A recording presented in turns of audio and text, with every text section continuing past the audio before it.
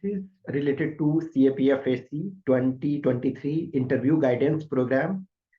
Every year, I am guiding students on personal basis related to interview and all about this CAPF Assistant Commandant examination.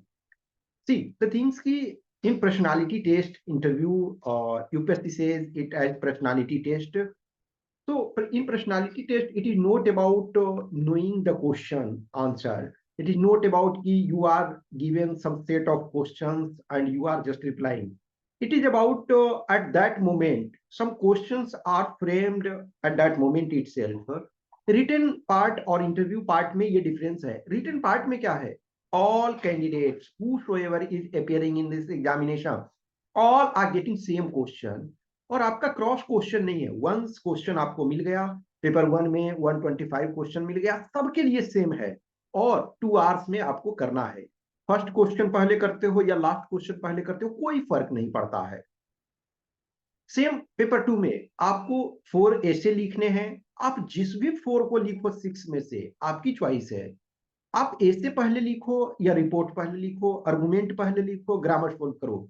There is no link. और उस पर further question भी cross question नहीं किया जाएगा. Once मिल गया मिल गया. Personality test आपके 20 से 25 minute, 30 minutes depending on, generally जो आपका ये चलता है 20 से 25 मिनट्स.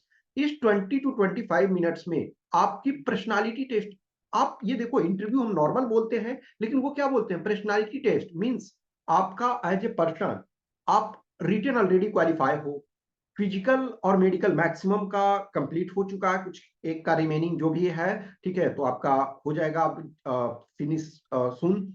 तो जब आप रिटन क्वालिफाई हो मींस पेपर 1 में आपने अच्छा किया और आज के डेट में कट ऑफ अच्छा खासा जा रहा है, एवरी ईयर देख रहे हो. हाँ, 23 में सीट्स भी ठीक ठाक हैं. इनफैक्ट देखा जाए तो 2018 इधर लास्ट ईयर देखो, 2018 से 2019 में मतलब 21 तक सीट्स कम हो रहे थे. 2018 में सब हाईएस्ट था, मतलब इधर कपल ऑफ 10 प्लस ईयर्स में हाईएस्ट. फिर 2019 में उससे कम था, 2020 में उससे कम, 21 में इधर लोएस्ट था, फिर 22 में थोड़ा बढ़ा, 23 में आपके सीट्स ज्यादा है. तो ठीक है, सीट्स ज्यादा हैं तो, लेकिन कंपटीशन उसी लेवल का होता है. हर मार्क्स इंपॉर्टेंट है. तो cut off already written part में अच्छा खासा जा रहा, तो आप वंस रिटेन क्वालिफाई हो मींस ऑलरेडी आप 98% लोगों से बेटर हो. वंस फिजिकल मेडिकल आप क्वालिफाई किए मींस 99% लोगों से आप बेटर हो अपने अपने रिस्पेक्टिव ग्रुप में. इन नॉर्मल जैसे 359 सीट्स हैं, तो मोर और लेस ये कर सकते हो कि अब एग्जैक्ट तो अभी पता नहीं है, लेकिन मान के चलो कि 1100 कैंडिडेट्स को या 1000 से लेकर के 1100 के बीच में candidates will be called for personality test interview. UPSC का इंटरव्यू जब आप देखते हो तो सेम बोर्ड आपके लिए, एक तरह से जो बोर्ड आपके जो सिविल सर्विसेज सीएससी आईएएस वाले, आईपीएस ये वो वाले के लिए लेते हैं, वही सेम बोर्ड आपका भी इंटरव्यू लेते हैं. तो एक, अब जैसे बहुत सारे कैंडिडेट्स हैं जो इसमें भी इंटरव्यू में अपियर हो गए और सीएससी वाले में भी बहुत सारे ऐसे होते हैं. बहुत सारे का मतलब ये नहीं है, सब नहीं है, लेकिन ये होते हैं. तो ठीक है, तो आप इसमें भी अपियर, कुछ लोग को मौका मिलता है और उसमें भी, तो ठीक है, आपके लिए एडेड एडवांटेज है. जो इनका इंटरव्यू है, जो आपका सीएपीएफ का इंटरव्यू है, वो अभी तक का जो है सिचुएशन की मई एंड और जून एनी टाइम मतलब स्टार्ट हो सकता है. क्योंकि देखो जनरली क्या होता है, नेक्स्ट ईयर के एग्जाम इधर बीच में साइकिल ब्रेक हुआ था. इनफैक्ट 22 वाले में भी उन्होंने इंटरव्यू तो पहले ले लिया था, लेकिन 23 वाला रिटर्न होने के बाद रिजल्ट निकाला. एक ही दिन बाद निकाला, बट बाद तो हो गया ना. लेकिन होप सो आपके वाले में नेक्स्ट 24 वाले एग्जाम के पहले आ जाएगा, तो ये अच्छा है. ठीक है, तो अभी से जो भी जैसे इंटरव्यू में जो ज्वाइन करना चाहते हैं, पर्सनल लेवल पे जुड़ना चाहते हैं, तो वो सब दे आर मोस्ट वेलकम. देखो, जो भी मैं पर्सनालिटी टेस्ट में करवाता हूँ, 2017 से ही मैं प्रिपरेशन करवा रहा हूँ. तो मैं ऑलरेडी आई एक्सेप्ट हम्बली की 2017 में मैंने एक ही कैंडिडेट को जो इंटरव्यू में अपियर हुए थे, अनफॉर्चुनेटली उनका सिलेक्शन नहीं हुआ. 2018 में 7 कैंडिडेट्स का हुआ. फिर तो बहुत सारे कैंडिडेट्स 20 21-22 में बहुत सारे कैंडिडेट्स का। तो अब तक 100 क्लोज टू जो कैंडिडेट्स हैं वो सेलेक्ट हो चुके हैं, और इस बार वाले में और होंगे। मैं कभी ये नहीं कहूंगा कि मैं आपको सेलेक्ट कराऊं, नहीं, आप सेलेक्ट अपने से होते हो, लेकिन एवरी मार्क्स जो है वो मैटर करता है। कट थ्रोट कंपटीशन जो है इस लेवल में, तो आपको ये जानना जरूरी है कि हम कहाँ लैग कर रहे हैं, कहाँ मिस हो रहा, क्योंकि इंटरव्यू में बहुत ज्यादा डिफरेंस, इधर देखोगे लोएस्ट 45 भी दिया जा रहा है और हाईएस्ट आपका 130 भी दिया जा रहा है। समझ सकते हो कि कितना ज्यादा का डिफरेंस आपका 85 मार्क्स का आपका डिफरेंस ये है। लेकिन हम ये एक्सट्रीम है, 45 एक्सट्रीम है और 130 एक्सट्रीम है। हम मिड को भी लेकर के चलते हैं तो 70 लो और 110 लो, ये 40 मार्क्स का डिफरेंस, ये इट कैन मेक और ब्रेक यू। और एवरी कैंडिडेट तो ऐसा नहीं है। 130 क्या है, एक दो अभी जस्ट 22 में फर्स्ट टाइम 130 दिया गया, उसके पहले देखो 21 में हाईएस्ट 120 था, उसके पहले देखा जाए तो कपल ऑफ ईयर से 113 हाईएस्ट आ रहा था, इधर जो भी ये बढ़ गया। लेकिन जब हाईएस्ट 130 है आपको टारगेट रखना। तो जो भी मैं इस एग्जाम से, मैं खुद इस एग्जाम को क्वालिफाई कर चुका हूँ, फाइनल सिलेक्शन ले चुका हूँ, मैं जॉब कर चुका हूँ, मैं इसी फील्ड से जुड़ा हुआ हूँ, लंबे समय से गाइड कर रहा हूँ। बहुत सारे कैंडिडेट्स इस जर्नी में पार्ट में आए। तो जो भी पर्सनल लेवल से जुड़ना चाहते हैं, ऑब्वियसली है, जब पर्सनल रूप से जुड़ना चाहते हैं तो दो चीजें होती है। एक होता है कि आपके कुछ क्वेश्चंस होते हैं कि सर मेरे ये डाउट्स हैं, तो ठीक है मैं उसको रिप्लाई कर देता हूँ मैसेज में। लेकिन किसी को है कि सर मुझे प्रॉपर डेडिकेटेड गाइडेंस चाहिए, मॉक इंटरव्यू चाहिए, उसके फीडबैक चाहिए, कुछ सेशंस चाहिए, तो उसके लिए है ऑब्वियसली आपको पे करना पड़ेगा। इंटरव्यू क्या है, पर्सनालिटी टेस्ट में किस किस चीजों पे, तो ये ग्रेजुअली मैं धीरे धीरे करके चीजों को डिस्कस करूंगा। एक अभी अपना ध्यान रखो कि आपका जो डीएएफ है वो सबसे इंपॉर्टेंट डॉक्यूमेंट है, जो डिटेल एप्लीकेशन फॉर्म, उसके जितने भी कीवर्ड्स हैं वो हर कीवर्ड्स को नोट करके रखो। जैसे पहला आपका क्या होता है, मैं डीएफ भी आपको दिखाऊंगा। कुछ सेलेक्टेड कैंडिडेट्स हैं, कुछ जो ऑब्वियसली उनके जो इंफॉर्मेशन है, कुछ चीजें हैं, तो उसको मैं शेयर नहीं करूंगा। लेकिन जैसे कुछ ऐसी चीजें हैं जहां उनकी आइडेंटिटी डिस्क्लोज नहीं होती है उस ढंग से, तो मैं उसको शेयर करूंगा कि हाँ ये चीज है, तो इस ढंग से आपको प्रिपेयर करना है। तो कमिंग डेज में मैं एक डीएफ के को लेकर के मैं दिखाऊंगा। बहुत बार ये होता है, कुछ कैंडिडेट्स होते हैं, अब चूंकि जो है आप उसमें चेंज नहीं कर सकते हो। ए लॉट ऑफ टाइम जैसे होता है ना, कुछ कैंडिडेट्स इंटर जो डीएफ फिल करने से पहले जुड़े हुए होते हैं, कुछ होते हैं रिटन एग्जाम्स के टाइम से ही जुड़े हुए रहते हैं, टेस्ट से, क्लास, कुछ गाइडेंस से। तो मैं जहां उनको कुछ इश्यूज होती है मैं उनको चेंज करवा देता हूँ कि हाँ ये प्रॉब्लम तुम्हारे डीएफ में है, इसको चेंज कर लो। लेकिन बहुत सारे कैंडिडेट्स हैं, अब सपोज जुड़ेंगे, तो अब उसको मैं नहीं चेंज कर सकता हूँ ना, वो जो है तो है। तो जहां आपके मिस्टेक्स होंगे, किस ढंग से आपको आंसर फ्रेम करना है, ये सारी चीजें मैं आपको बताऊंगा। और ऑलरेडी शुरू में मैंने बोला कि जो रिटन पार्ट होता है वो सबको सेम क्वेश्चन दिया जा रहा है, लेकिन पर्सनालिटी टेस्ट है, उसमें से सब कैंडिडेट के जो क्वेश्चन होंगे वो अलग अलग होंगे।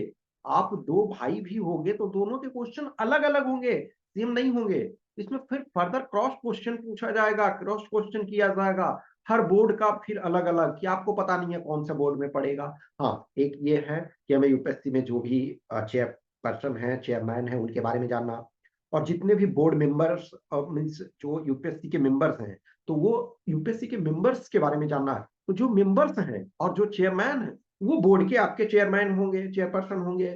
तो जितने भी हैं उनको अभी शायद चेयरमैन प्लस 6 मेंबर्स हैं, तो इन सब के बारे में एक बार चेक कर लेना, देख लेंगे हम भी। तो इनके बारे में जानना, डीएफ के हर कीवर्ड को, जहां से आप बिलोंग करते हो, जिस भी जगह से, डिस्ट्रिक्ट से, स्टेट से, ठीक है, उस बारे में, जिन जिन जगहों पे आपने स्टडी के लिए रहा, आपका परमानेंट एड्रेस, आपका जो करस्पॉन्डेंस एड्रेस है, वो कुछ जगहों पे आप रहे हो, वो उसके बारे में, कुछ और जो आपकी एजुकेशनल क्वालिफिकेशन है उसके बारे में, पेरेंट्स के बारे में, कि मान के चलो किसी के पेरेंट्स फार्मर हैं तो फार्मिंग के बारे में जानेंगे, किसी के पेरेंट या पेरेंट्स जो भी है तो वो यदि जॉब में है तो उसके बारे में जानना है, कोई कॉन्स्टिट्यूशनल पोस्ट पे है तो उसके बारे में। तो ये सारी चीजों को, यानी कि कुल मिलाकर के, क्योंकि डीएफ फील करने के लिए 10 डेज का आपको विंडो दिया गया था, तो आप कॉन्शियस अवस्था में उस चीज को फील किए। तो उस कॉन्शियसनेस में आपने फील किया, तो आपको you should know each and every term and terminology whatever you have written. you should go through each and every, and after that your current affairs editorial, जो आप सेकेंड पेपर के लिए या normal आप newspaper पढ़ रहे थे उसको कंटिन्यू रखना है। इंटरनल सिक्योरिटी से संबंधित जैसे सबसे पहली बात है कि जो आपका ऑल 5 पार्टिसिपेटिंग फोर्सेस है उसके बारे में 2 चीज करोगे। एक, आप विकिपीडिया पेज पे जाओ और विकिपीडिया पर बस कुछ उसको क्रॉस चीजों के, जैसे कुछ में विकिपीडिया वगैरह में क्या होता है ना, अपडेशन जल्दी बहुत हो जाता है, लेकिन जो ऑफिशियल वेबसाइट होता है उसमें थोड़ा सा टाइम लगता है। तो आप ऑफिशियल वेबसाइट को विजिट करोगे हर फोर्स का। और दूसरा है कि विकिपीडिया पेज यानी कि 5 पेज ऑफिशियल वेबसाइट और 5 जो विकिपीडिया पेज, प्लस जिस फोर्स को आपने फर्स्ट प्रेफरेंस दिया है उसके संबंध में थोड़ा सा एक्स्ट्रा करोगे, क्यों आपने दिया, क्या आपका अट्रैक्टिंग, तो उसमें से कुछ स्टोरीज वो आपके, और स्टोरी जो भी क्रिएट करते हो, देखो जब भी कोई चीज करते हो कुछ बोलते हो तो आपके डीएएफ से मैच करना चाहिए। अब डीएएफ में आपने कुछ लिखा और वहां आंसर रिप्लाई ये कर रहे हो, बहुत बार ऐसा होता है कि बहुत सारे अच्छे कैंडिडेट्स हैं, उन्होंने रिटन में बहुत अच्छा कर रखा है, वो इंटरव्यू में लगता है उन्हें कि हम तो जवाब बहुत अच्छा दिए हैं, लेकिन whatever you are saying, whatever you are speaking, whatever you are replying, you are not making synchronization with your DAF, that's why there is poor marks. और समटाइम कुछ कैंडिडेट्स ऐसे होते हैं कि उनको लगता है कि, मुझे खुद कभी कभी लगता है यार ये तो बहुत अच्छा नहीं कर पाया है उस आधार पे, लेकिन उसको अच्छे मार्क्स मिल जाते हैं, कभी 105 मिल गया, 110, क्यों? क्योंकि उसने जो भी लिखा है वो ऑनेस्टली उसके सिंक्रोनाइजेशन में ही किया। तो ये सारी चीजें हम डिस्कस करेंगे। अभी ये ओपन सबके लिए रहेगा, जो भी कैंडिडेट्स इंटरव्यू देने वाले हो, जो भी आप पीटी पर्सनालिटी टेस्ट में पार्टिसिपेट करने वाले हो, तो जो 9 जनवरी को 6:30 PM पे 30 मिनट्स का जूम सेशन रहेगा। ये मैं ये चलता रहेगा बीच बीच में। देखो जो अभी है, तो जिनको जुड़ना है पेड वाले में पेड पे जुड़ सकते हो, जिनको कि मुझे पेड नहीं चाहिए, मुझे बस कुछ थोड़े बहुत डाउट्स हैं, तो वो आप पूछ सकते हो। मैं हर चीज के लिए चार्ज नहीं करता हूँ, लेकिन किसी के लिए भी थोड़े आप सपोर्ट करोगे, थोड़े आप कोऑपरेट करोगे, थोड़े हम करेंगे, तो चीजें अच्छी तरीके से चलेगी। तो जिनको भी है कि मुझे डेडिकेटेड गाइडेंस चाहिए, पेड प्रोग्राम चाहिए, तो वो आप ज्वाइन कर सकते हो। अदरवाइज ऐसे है, ये ओपन सबके लिए रहेगा, लेकिन इसके लिए आपको अपना बताना पड़ेगा कि मुझे ज्वाइन करना है, तब मैं आपको लिंक भेजूंगा उस टाइम में। तो आपको डीएएफ सबसे पहले है सेंड करना पड़ेगा, वो मैं आपको बताता हूँ कहाँ पे। जो मुझसे जुड़े हुए हो, जो मुझे जान रहे हो, तो उन्हें पता है। तो आपके जो भी क्वेश्चन क्यूरी डाउट्स होंगे, कुछ क्वेश्चंस आपके पास है तो आप पहले से भी सेंड कर दोगे, मैं उसको डिस्कस कर दूंगा, और ये एक क्रम चलता रहेगा। तो ये वाला ओपन सबके लिए रहेगा, लेकिन आप डीएएफ अपना सेंड कर दोगे इधर इस व्हाट्सएप नंबर 8527146498 या टेलीग्राम नंबर 7404909669। और ये एक कंटिन्यूअस प्रोसेस है। देखो आप ज्वाइन करते हो नहीं करते हो उससे मुझे कोई ये नहीं है, ऐसा नहीं है कि जो ज्वाइन करो नहीं करोगे उसको मैं रिप्लाई नहीं करता हूँ, सबको मैं करता हूँ। हाँ, लेकिन क्या है कि अब डेडिकेटेड जो टाइम है, तो सबके पास लिमिटेड टाइम होता है। जो ज्वाइन करते हो पेड में तो उनको एक्स्ट्रा टाइम ऑब्वियसली दिया जाएगा, जो नॉन पेड वाले में हो तो उनके लिए लिमिटेड टाइम दिया जाएगा, लेकिन जो पेड वाले में फिर उनको प्रश्न जो आपको ये मॉक इंटरव्यू, फिर उसके सो आपका फीडबैक, फिर आपका स्वोट एनालिसिस, और ये सारी चीजें की जाएगी। तो कुछ भी क्वेश्चन क्यूरी डाउट होता है तो आप मैसेज करना, और ये सिलसिला आपका इंटरव्यू तक जारी रहेगा। Okay, thank you.